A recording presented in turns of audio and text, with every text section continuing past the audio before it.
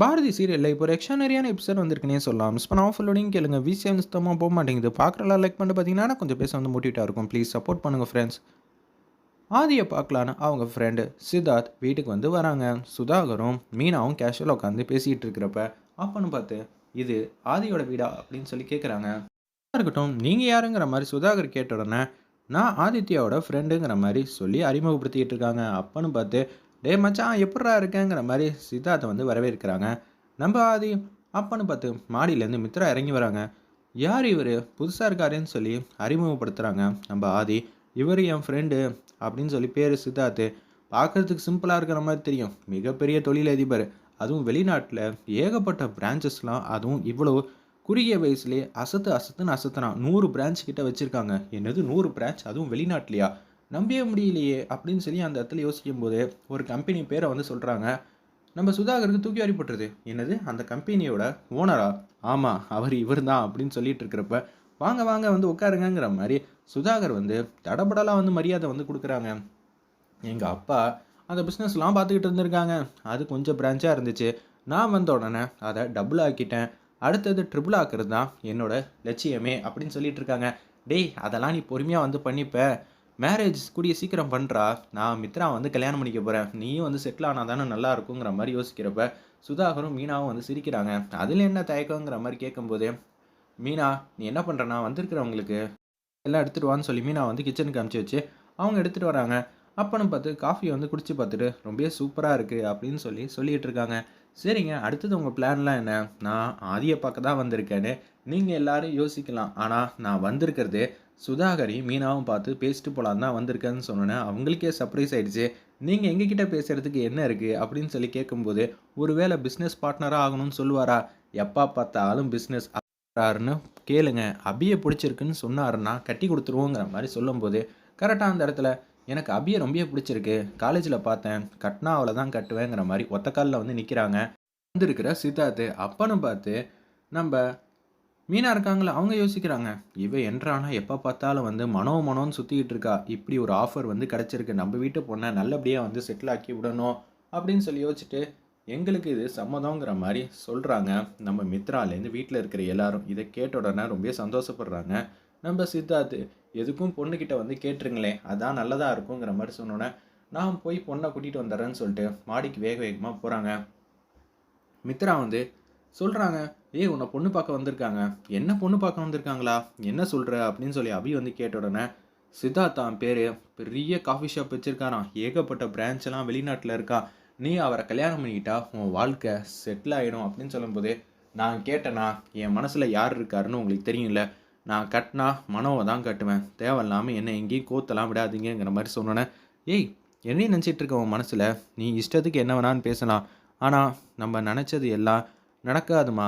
அவசியப்படி என்ன நடக்குதோ அதை நம்ம ஏற்றுக்கணும். இதுதான் வாழ்க்கைக்கு நல்லதாக இருக்கும். ஓ அப்படியாக்கா, சரி ஆதியை வந்து நீ கல்யாணம் பண்ணிக்காத, வேறு யாராவது ஒரு பையனை பார்த்து கல்யாணம் பண்ணிக்க, உன் வாழ்க்கை நல்லா இருக்குமே அப்படின்னு சொல்லி அபி வந்து பேசினோன்னே, ஏய் என்னடி அதிக பிரசங்கித்தனமாக வந்து பேசுறியா?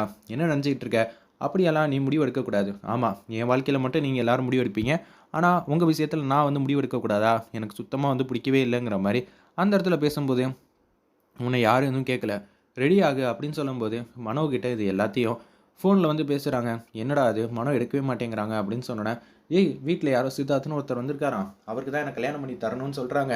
நீ உங்கள் அக்காவை வச்சு என்ன பொண்ணு கேளு. அதுவும் இப்போ இங்கேயே இந்த காலப்போக்கில் கடைசி நேரத்தில் தாலி கட்டும்போது பார்த்துக்கலான்னு ஏதாவது வந்து சொன்னேன்னு வச்சுக்க நொறநாட்டியத்தனமா, அப்புறம் நான் கடுப்பாயிடுவேன் பார்த்துக்கடா. நான் என்ன பண்ணுவேன்னு உனக்கே நல்லா தெரியும். சரி அபி, நீ எதுவும் முட்டாள்தனமான முடிவெல்லாம் எடுக்காத, நான் பார்த்துக்கிறேன்னு சொல்லிட்டு அந்த இடத்துல அவங்க அக்கா கிட்ட சொல்லலான்னு போகிறாங்க. நம்ம பாரதி கிட்ட, அக்கா வீட்டில் அடுத்தது ஏதோ ஒரு பிரச்சனை வந்துருச்சுக்கா அப்படின்னு சொல்லும்போது, இப்படியெல்லாம் கேட்பாங்கன்னு தெரியவே இல்லையே அப்படின்னு சொல்லி நம்ம ஆதியும் யோசிக்கிறாங்க. ஆல்ரெடி மனோவும் நம்ம அபியும் வந்து காதலிக்கிறாங்க. இது தெரியாமல் வந்து பெர்ஃபார்ம் பண்ணிகிட்டு இருக்கானே அப்படின்னு சொல்லும்போது, ஆதித்யா வந்து பேசுகிறாங்க நம்ம சித்தார்த்துக்கிட்ட, டே உங்ககிட்ட கொஞ்சம் பேசணும்டா அப்படின்னு சொல்லி காதலை பற்றி சொல்லான்ட்டு இருக்கிறப்ப, மாப்பிள்ள நீங்கள் எதுக்கு வந்து கூட்டிகிட்டு போகிறீங்க, ஃபஸ்ட்டு பொண்ணு வரட்டும், அதுக்கப்புறம் எதுவாக இருந்தாலும் பேசிக்கலாம் அப்படின்னு சொல்லும்போது, மித்ராவை வந்து கூப்பிட்றாங்க நம்ம மீனா. ஏய் மாப்பிள்ள காதலிக்கிற விஷயத்தை பற்றி தான் சொல்லான் இருக்காங்க. நீ என்ன பண்ணுவீங்க எது பண்ணியும் தெரியாது. இந்த விஷயத்தில் வாயே திறக்கக்கூடாதுன்னு சொன்னோன்னே, ஆதி இது அவங்க விஷயம், நம்ம எதுலேயும் தலையிட வேணாம், அமைதியாக இருங்கன்னு சொன்னோன்னே, "என்ன எதுவும் ரகசியம் எதுவும் இருக்கா?" அப்படின்னு சொல்லி அந்த இடத்துல கேட்குறாங்க. "இதெல்லாம் ஒரு விஷயமும் இல்ல. சொல்லுங்க அதெல்லாம் எந்த பிரச்சனையும் இல்லன்னோனே, வீடு தேடி நீங்க வந்திருக்கீங்க. முதல்ல பொண்ண பாருங்க. பொண்ணுக்கு உங்கள பிடிக்கணும். பிடிச்சிச்சுன்னா எதுவா இருந்தாலும் பேசிக்கலாம்னு சொன்னோனே, மீனா வந்து ரூமுக்கு வந்து போறாங்க. "என்னடி சொல்லவங்களுக்கெல்லாம் சொல்லியாச்சா? இங்க மனோ வந்தாலும் சரி, இல்ல அவங்க அக்கா வந்த பாரதி வந்தாலும் சரி, நீ எங்க வீட்டு பொண்ணு. உன் வாழ்க்கைய முடிவு பண்றதுக்கு எனக்கு எல்லா உரிமையும் இருக்கு. ஆனா கல்யாணம் பண்ணிக்க போறது நானா ஆச்சே. எனக்கு விருப்பம் இருக்காதா?" அப்படின்னு சொல்லும்போது, "உனக்கு நாங்க இப்ப சொன்னா புரியாது தான், பிடிக்காது தான். ஆனா உன் வாழ்க்கைக்கு 5 வருஷம் கழிச்சு உனக்கு தெரியும். நீ எப்பேர்ப்பட்ட இடத்துல வாழ்வேங்கிறதெல்லாம் யோசிச்சு பாரு. அவங்க கிட்ட எத்தன கோடி ரூவா சொத்து இருக்குன்னே தெரியல. அத விட்டுட்டு உன்ன அந்த வீட்ல வந்து கல்யாணம் பண்ணி குடுத்து, நீ கஷ்டப்படணுமா? பிராக்டிகலா எதுவா இருந்தாலும் யோசிச்சு பாருங்கிற" மாரி அவங்க அண்ணி வந்து பேசும்போது, "எனக்கு என் காதல் தான் முக்கியம். அதுக்கு முன்னாடி காசு பணம்லாம் எதுவும் முக்கியம் இல்லங்கிற" மாரி சொல்றாங்க. "இப்போதைக்கு அப்படி தான்டா தெரியும். அப்போதைக்கு நீங்க தப்பு பண்ணிட்டீங்களோன்னு சொல்லி யோசிக்கக்கூடாது. அதுக்காக தான் நான் இப்படியெல்லாம் வந்து பேசிக்கிட்டு இருக்கேன்னு" சொல்லி சொன்னோனே, "இப்ப கீழ வந்து நில்லு. உடனே உன் கழுத்துல வந்து தாலி கட்ட போறதில்ல. எதுவா இருந்தாலும் அப்புறம் பேசிக்கலாம். முதல்ல இவள கீழ வந்து கொண்டு வரணும்னு" சொல்லிட்டு யோசிச்சுட்டு மீனா வந்து கீழ கூட்டிட்டு வந்துடுறாங்க. அபிய இதான் பொண்ணுங்கிற மாரி சொன்னோனே, "எனக்கு பொண்ண ரொம்பவே புடிச்சிருக்கு. காலேஜ்ல பார்த்துட்டு தானே வந்திருக்கேன். எப்ப கல்யாணம்னு சொன்னீங்கன்னா, உங்களுக்கு இந்த விஷயத்துல சம்மதம்ங்கிற மாரி ஏதாவது சொன்னீங்கன்னா, கண்டிப்பா எங்க அப்பா, அம்மாவோட வந்து அடுத்த முகூர்த்தத்திலே கல்யாணம் பண்ணி, நான் அபிய வெளிநாடு கூட்டிட்டு போயிடுவேன்." அப்படின்னு சொல்றாங்க. "என்ன தம்பி இவ்வளோ ஃபாஸ்ட்டா இருக்கீங்க?" அப்படின்னு சொல்லும்போது, "எனக்கு எதுவா இருந்தாலும் ஓப்பனா பேசி தான் பழக்கம்." அப்படின்னு சொன்னோனே, "எங்களுக்கும் சம்மந்தம் தான். உங்க அப்பாவ வந்து பேச சொல்லுங்கங்கிற" மாரி சுதாகர் வந்து சொல்லிடுறாங்க. உடனே ஆப்போசிட்ல இருந்து பாரதி வந்து பேச்ச ஆரம்பிக்கிறாங்க. பாரதி கிட்ட இந்த விஷயத்த வந்து சொல்லிடுறாரு. நம்ம மனோ, "அக்கா வீட்ல அபிக்கு மாப்பிள்ளை பார்க்க ஆரம்பிச்சுட்டாங்க." "எப்புட்றா?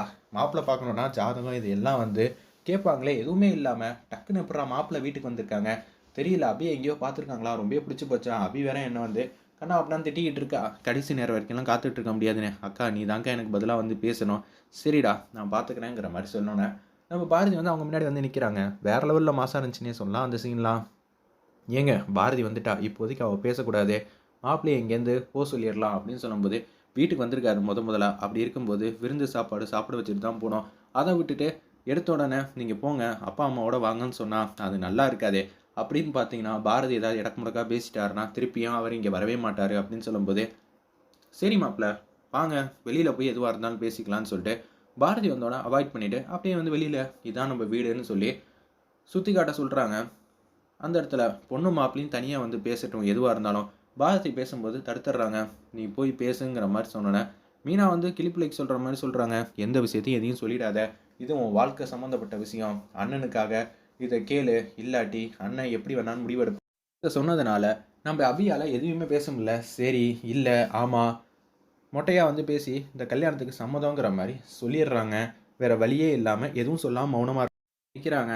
உடனே அந்த இடத்துல நம்ம பாரதி கிட்ட வந்து கேட்குறாங்க, "அக்கா ஏதாவது பேசுக்கா. நீ பேசினா மட்டும் தான் ஏதாவது பண்ண முடியுங்கிற" மாரி சொன்னோனே, "நிச்சயம் உனக்காக நான் அபிய பொண்ணு கேட்க போறேன்டா. நீ எதுக்கும் கவலைப்படாத. நானா, இல்ல சுதாகரா, மீனாவான்னு பார்த்துடுறேன். உங்க 2 பேரையும் நான் சேர்த்து வைக்கிறேன்னு"